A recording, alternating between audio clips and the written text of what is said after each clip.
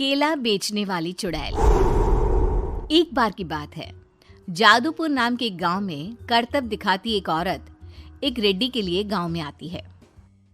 आइए आइए मेहरबान कदरदान, खाइए रोहड़ा के ताजे ताजे केले। कभी खाए नहीं होंगे ऐसे केले, पीले पीले केले खाइए।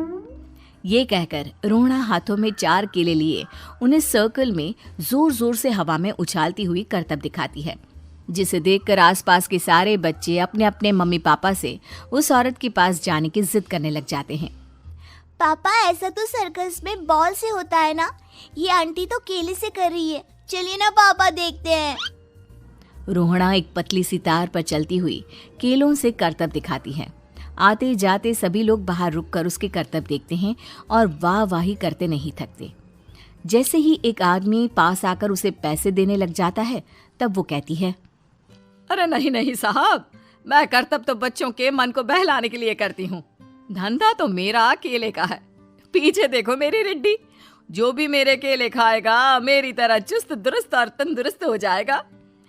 पता चलता है क्या कि मेरी उम्र 55 की है।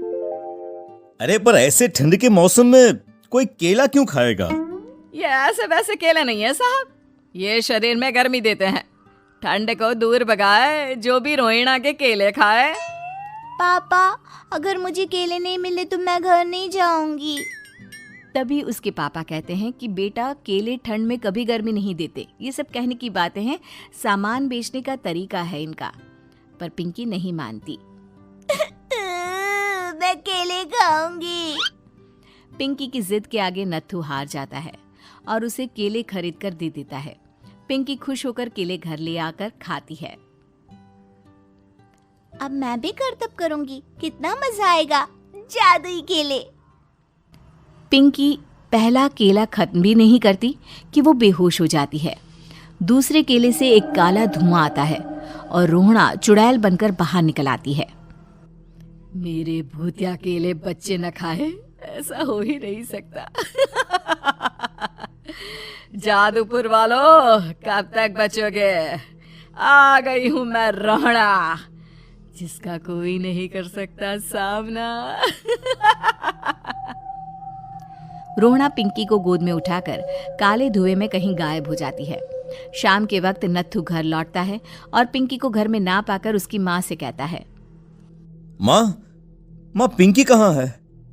अरे बेटा, उसे तो तू सुबह करतब दिखाने ले गया था ना, फिर कहाँ वापस आए तुम दोनों? मुझे लगा तू उसे अपने साथ मंडी ले गया होगा। हे भगवान, मेरी बच्ची कहाँ गई? मैं उसे घर ही तो छोड़कर गया था माँ। नत्थू गांव के घर कोने में अपनी बेटी को ढूंढता है, पर उसे वो कहीं नहीं मिलती। परेशान होकर आके रो रो कर नत्थू हिम्मत हार कर घर लौट आता है। अगली सुबह रोहड़ा फिर से करतब दिखाने आती है और इस बार पिंकी की तरह रोनी केले खरीद लेता है। 50 रुपए दिए थे पापा ने, सारे पैसों के मैंने केले खरीद लिए हैं। अब मैं भी आंटी की तरह ही करतबबाज बन जाऊंगा। यही सोचते हुए रोनी केले खाता है और पहला अकेला केला आधा खत्म भी नहीं करता कि चुड़ैल उसके सामने आ जाती है। मेरे साथ चलने का समय आ गया है रोनी।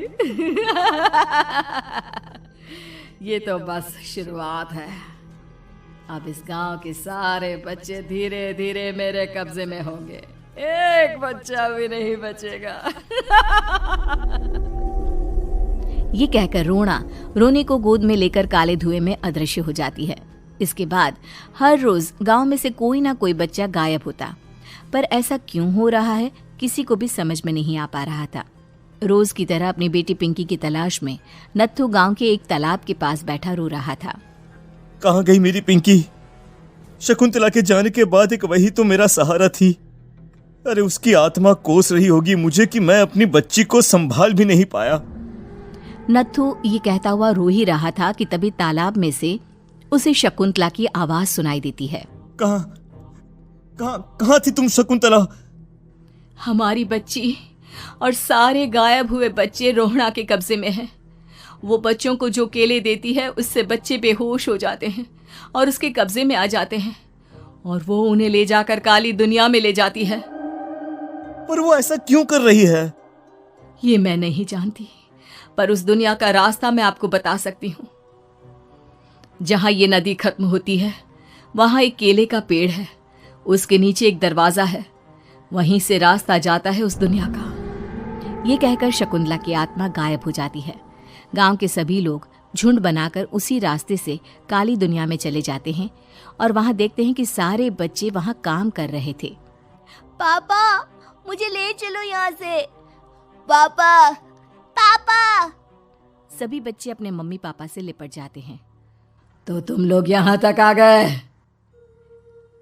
क्यों हमारे बच्चों को पकड़ लिया तूने? तुझे शिकार ही बनाना है तो ले, हम सब आ गए हैं, हमें खा ले। नहीं, मुझे बच्चे चाहिए, मेरे बच्चे के बदले तुम लोगों के बच्चे। क्या मतलब? मैं इसी गांव में रहने वाली एक औरत थी। केले की चोरी के इल्जाम में मेरे बेटे को गांव वालों ने इतना मारा कि वो मर गया। उसी दिन मैंने ठान लिया कि गांव वालों का भी वही हाल करूंगी। कुछ दिन बाद बेटे के चले जाने के दुख में मैं भी मर गई और मेरी भटकती आत्मा एक चुड़ैल बन गई। और फिर मैंने बदला लिया तुम सबके बच्चे छीनकर।